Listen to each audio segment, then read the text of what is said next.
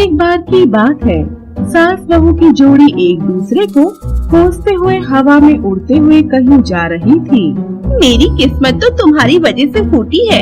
अगर तुम आज नहीं होती तो मैं आराम से अपनी जिंदगी जी रही होती। ऐसा तो मुझे कहना चाहिए, तूने मुझे मारा था ना। मारने से पहले यह भी नहीं सोचा कि मैं तुझसे बड़ी हूँ। इन सब का कारण भी तो आप ही हो। मेरी मौत का कारण तू ही है, मैं नहीं। तुझ जैसी को तो आसानी से छोड़ना ही नहीं चाहिए। ऐसा कहते हुए दोनों भूतनियाँ बाल खींच खींच कर आपस में लड़ने लगी। यह सब देखकर शैतानों का राजा आ गया। तुम दोनों इंसानों की तरह क्यों झगड़ रही हो? मुझे बताओ, आखिर बात क्या है? राजा जी, हम दोनों सास बहू हैं। दरअसल हुआ यूं कि वह पिछली बातों को समझाने लगती है। फ्लैशबैक शुरू होता है। सास बहू की जोड़ी एक घर में रहा करती थी। उन दोनों को ही खाना बहुत पसंद था। दोनों एक दूसरे को बिल्कुल भी झेल नहीं सकती थी। एक दिन सास दूसरे गांव जा रही थी।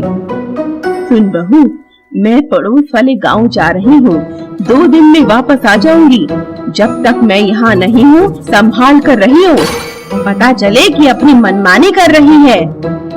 अच्छा ठीक है, आप जाइए। जैसे ही सास घर से निकली, बहू खुशी से झूमने लगी। शुक्र है भगवान का, चलो 2 दिन के लिए मुसीबत टली। आज तो मैं खुशी खुशी खीर बनाकर खाऊंगी। ऐसा सोचते हुए वह रसोई में जाकर अपने लिए खीर बनाने लगी। वही थोड़ी दूर पहुँचने पर सास को बहू पर शक हुआ। चलो वापस जाकर देखती हूँ, आखिर यह मेरे पीछे से करती क्या है। ऐसा सोचते हुए सास वापस घर आ जाती है। तब तक बहू की खीर भी बनकर तैयार हो गई थी। अरे वाह, खुशबू तो बहुत अच्छी आ रही है। चलो पहले नहा लेती हूँ, बाद में आराम से बैठकर खाऊंगी। ऐसा कहकर वह नहाने चली गई। पीछे से सास घर आ जाती है। अच्छा, तो मौके का फायदा उठाकर इसने अपने लिए खीर बना ली। लगता है अभी नहाने गई है। इससे पहले कि वह आए, मैं इस खीर को खत्म कर देती हूँ। ऐसा सोचते हुए सास रसोई में गई और खीर खाने लगी। लेकिन तभी पीछे से बहू आ गई और उसने सब कुछ देख लिया। यह देखकर उसे बहुत गुस्सा आ गया। वह तभी के तभी अपने सास के पास गई और उसके हाथ से खीर की कटोरी छीनकर खुद खाने लगी। अरे, तेरी हिम्मत कैसे हुई मेरे मुंह से निवाला छीनने की? चल, यह मुझे दे। ऐसा कहते हुए सास ने खीर की कटोरी उससे छीन ली। अब बहू को और भी ज्यादा गुस्सा आ गया। मैंने यह खीर इतने प्यार से बनाई है, यह मैं तुम्हें खाने नहीं दूंगी। ऐसा कहते हुए उसने रसोई से चाकू उठाया और अपनी सास के पेट में मार दिया। तेरी हिम्मत कैसे हुई मुझे मारने की? मैं भी तुझे जीने नहीं दूंगी। ऐसा कहते हुए सास ने अपने पेट से चाकू निकालकर बहू के पेट में दे मारा और इस तरह दोनों की मौत हो गई। फ्लैशबैक खत्म हुआ। तरह हम दोनों मर गए और भूत बन गए। राजा, तुम्हारी कहानी तो सबसे बेहुदा है। तुम और तुम्हारी यह खाने की लड़ाई। चलो छोड़ो, जो हुआ सो हुआ। कम से कम अब तो झगड़ा छोड़ो और शांति से रहो, वरना मैं तुम दोनों को भूतों की तरह भी रहने नहीं दूंगा और हमेशा हमेशा के लिए मिटा दूंगा। ऐसा कहकर शैतानों के राजा ने उन्हें डराया, जिसके बाद उन दोनों की अक्ल ठिकाने आ गई और उन्हें एक सबक भी मिला। चलो, जो हो गया सो हो गया। अब से लड़ाई करना बंद कर देते हैं और पहले इस भूख का कुछ इलाज करते हैं। हाँ सासू माँ, आप ठीक कह रही हो। भूख तो मुझे भी बहुत लग रही है। ऐसे बात करते हुए वे दोनों हवा में उड़ रहे थे और अचानक से उन्हें स्वाति के घर से स्वादिष्ट खाने की खुशबू आई। सासू माँ, यह खुशबू इस घर से आ रही है। चलिए इस घर में रुककर पेट भरकर खाना खा लेते हैं। दोनों घर के अंदर गई और देखा तो वहाँ तरह तरह के पकवान बने हुए थे। सारा खाना खत्म करने के बाद वाह, बहुत मजा आ गया। मैंने कभी भी इतना स्वादिष्ट खाना खाया ही नहीं। हमें रोज यहीं पर आकर खाना खाना चाहिए। फिर वे दोनों वहाँ से खाना खा के चली गयी। वहीं जब स्वाति अपनी रसोई में गई तो वहाँ सारा खाना खत्म हो चुका था। स्वाति हैरान रह गई। हे भगवान, सारा खाना कहाँ चला गया? सारे दरवाजे भी बंद हैं। आखिर किसने यह खाना चुराया होगा? ऐसा सोचते हुए स्वाति असमंजस में पड़ गई।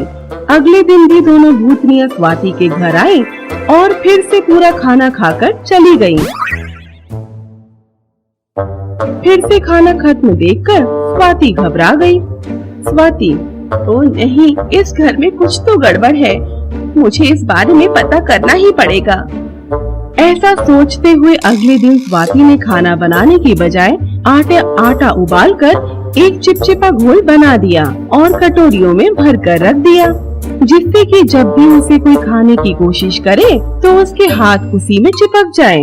उसने ऐसी 3 कटोरियाँ तैयार की और रसोई में रख दी। इसके बाद वह पीछे जाकर छिप गई और दूर से रसोई की तरफ देखने लगी। तभी वे भूखी भूतनियाँ उड़ते हुए आ गई। उन्हें देखकर स्वाति हैरान रह गई और तब उसे समझ आया कि यही दोनों भूतनियाँ इतने दिनों से उसका खाना चुरा रही थी। सासू माँ, आपको क्या लगता है आज स्वाति ने क्या बनाया होगा? क्या पता, हमें उससे क्या, जो भी बनाए हमारा काम तो उसे चट करना है ना? जैसे ही दोनों ने उन कटोरियों में हाथ डाला, वैसे ही उनके हाथ आटे से चिपक गए। अरे, ये कैसे चिपक गए? अरे ये क्या? मेरा हाथ भी तो चिपक गया। जैसे ही दोनों भूतनियाँ अपने हाथों को छुड़ाने की कोशिश कर रही थी, तभी स्वाति उनके सामने आ गई। क्या तुम दोनों के पास जरा भी अक्ल है? मेरे घर से खाना चुराते हुए तुम्हें शर्म नहीं आती? तुम दोनों हमारा पूरा खाना खा जाती हो और हमें भूखा ही रहना पड़ता है। इतनी मेहनत से मैं खाना बनाती हूँ और तुम जरा सा भी नहीं छोड़ती। स्वाति ने डांटते हुए कहा। ऐसा सुनकर दोनों भूतनियों को बहुत बुरा लगा। स्वाति, जो हमने किया वह गलत था, लेकिन हम भूखी भूतनियाँ हैं और आसपास कोई भी तुमसे अच्छा खाना नहीं बनाता, इसीलिए हम तुम्हारा सारा खाना खा जाते थे। हो सके तो हमें माफ कर दो। उन दोनों ने स्वाति से माफी मांगी। जब दोनों ने कहा कि उससे अच्छा खाना कोई भी नहीं बनाता, तो स्वाति को एक आइडिया आया। ऐसा है तो मैं तुम दोनों को ऐसा काम देती हूँ जिससे तुम्हें रोज खाना मिल जाएगा। क्या तुम दोनों मेरी मदद करोगे? हम तो खाने के लिए कुछ भी करने को तैयार हैं। मुझे हमेशा से खुद का एक होटल खोलना था। तुम दोनों होटल के कामों में मेरी मदद कर देना और जितना भी खाना बचेगा वह सब तुम्हारा। स्वाति ने ऐसा दोनों से कहा। भूतनियों को भी यह सुझाव पसंद आया और वे मान गई। थोड़े ही दिन में स्वाति ने होटल खोला और वे दोनों भूतनियाँ कुछ कामों में स्वाति का हाथ बटाने लगी। वे कभी सब्जियाँ काटती, कभी बर्तन धोती, तो कभी खाना बनाती। स्वादिष्ट खाने की वजह से ज्यादा लोग होटल में आने लगे और स्वाति अच्छा मुनाफा कमाने लगी और इस तरह दोनों भूतनियों को भी भरपेट खाना मिलता रहा।